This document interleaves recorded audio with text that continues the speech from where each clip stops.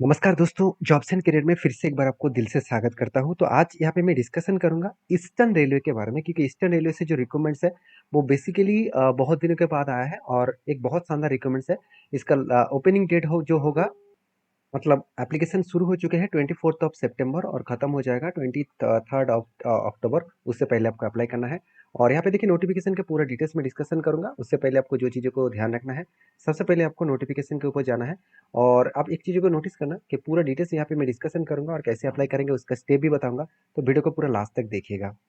तो यहाँ पे देख सकते हैं किस तरीके से नोटिफिकेशन का डिटेल्स दिया गया है। डेट तो मैं पहले ही मेंशन कर चुका हूँ। और उसके बाद आपको जो बाकी डिटेल्स देखना है वो भी देख सकते हैं यहाँ पे। एक्चुअली ये जो नोटिफिकेशन का डिटेल्स है वो प्रीवियस नोटिफिकेशन है, उसी नोटिफिकेशन के ऊपर ही आपको अप्लाई करने का मौका दिया जा रहा है।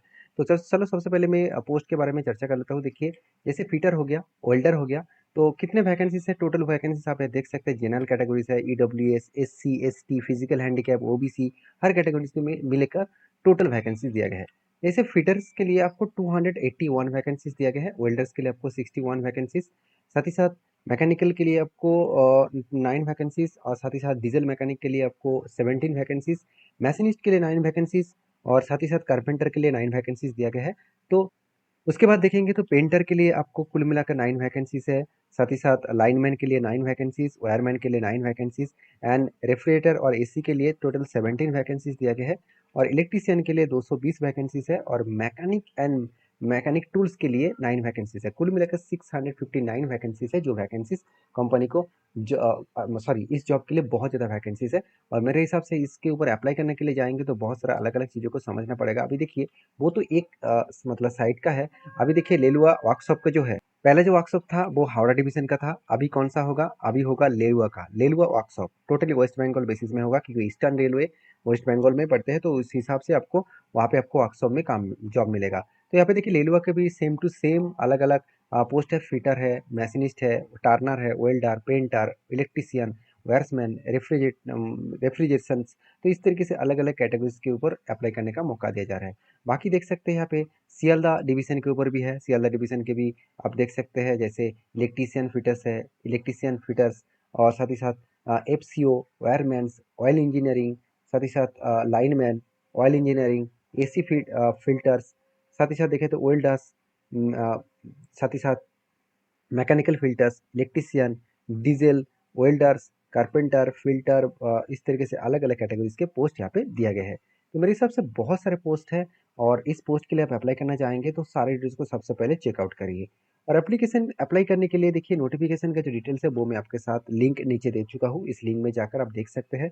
उसके बाद आपको सीधा सीधा जाना है अप्लाई लिंक के ऊपर। तो कुछ इस तरीके से ऑफिशियली पेज ओपन हो जाएगा। तो सबसे पहले आपको न्यू रजिस्ट्रेशन के ऊपर क्लिक करना होगा। तो न्यू रजिस्ट्रेशन के ऊपर क्लिक करेंगे तो सबसे पहले आपको नीचे एक ऑप्शन दिखेगा, क्लिक हैड टू प्रोसीड। तो इसके ऊपर क्लिक करना, तो आपके सामने एक पेज ओपन हो जाएगा। सबसे पहले आप कौन सा पोस्ट के लिए अप्लाई करना चाहते हैं उसको क्लिक करिए। मैं कोई भी एक पोस्ट को क्लिक कर रहा हूँ, क्योंकि मैं अप्लाई तो नहीं करूंगा, आपके लिए है। तो आप यहाँ पे आपके पोस्ट के अकॉर्डिंग अप्लाई करिए। और हाँ, एक चीज़ को याद रखना, जिस पोस्ट में आप अप्लाई करना चाहते हैं उस पोस्ट में आपको ITI पास आउट होना चाहिए, और वो भी NCVT और STVT किसी भी बोर्ड के अंदर आपको पास आउट होना चाहिए, तभी आप अप्लाई कर पाएंगे। तो बेसिकली यहाँ पे देखिए, कैंडिडेट का नेम, मतलब आपका नाम, फादर्स नेम, मदर्स नेम, उसके साथ साथ आप देखेंगे तो डेट ऑफ बर्थ, मतलब आपका जो डेट ऑफ बर्थ है वो डालिए। उसके बाद आपका कम्युनिटी डालिए। कम्युनिटी का मतलब है आप जनरल है, SC ST OBC कौन सा है वो डाल दीजिए। उसके बाद आपका अगर फिजिकल हैंडीकैप है तो यहाँ पे yes no चेक करिए। जेंडर कौन सा है, रिलीजन कौन सा है, आधार नंबर क्या है। तो इसके बाद आपका एक सर्विसमैन क्या है, मतलब आप एक सर्विसमैन है कि नहीं। और बाकी जो डिटेल्स है वो सब कुछ एक एक करके डालिए। ईमेल एड्रेस वगैरह, कंफर्म ईमेल एड्रेस, और आपका एड्रेस वगैरह सब कुछ यहाँ पे डालिए।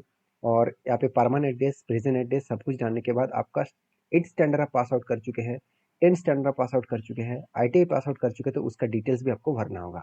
सिंपल तरीके से सारी डिटेल्स को आप इजीली भर सकते हैं, फ़ोन में भी भर सकते हैं। कंप्यूटर के कोई भी साइबर कैफ़े भी जाने का ज़रूरत नहीं है। तो उसके बाद आप यहाँ पे डिक्लेरेशन को ऑन करिए, एक पासवर्ड क्रिएट करिए और उसी पासवर्ड को कंफर्म करिए। अभी पासवर्ड का कुछ रूल्स होता है। जैसे आपको पासवर्ड में आपके कैपिटल लेटर एक होना चाहिए, स्मॉल लेटर भी होना चाहिए, नंबर्स भी होना चाहिए, स्पेशल कैरेक्टर होना चाहिए। अभी स्पेशल कैरेक्टर होता क्या है, जैसे @ साइन, #, तो इस तरीके से स्पेशल कैरेक्टर आपको डालना होगा। उसके बाद फाइनली यहाँ पे जो सिक्योरिटी कोड हो, उस कोड को यहाँ पे डालना होगा, और उसके बाद क्लिक टू कंटिन्यू। इस इस क्लिक टू कंटिन्यू करने के बाद आपका रजिस्ट्रेशन कंप्लीट हो जाएगा। फिर से लॉगिन पेज में जाने के बाद बाकी डिटेल्स को भरना होगा। सिंपल स्टेप के माध्यम से आप ईस्टर्न रेलवे जॉब के ऊपर अप्लाई कर सकते हैं। वीडियो अच्छा लगे तो एक बार लाइक जरूर कर देना, चैनल को सब्सक्राइब भी करना। Thank you.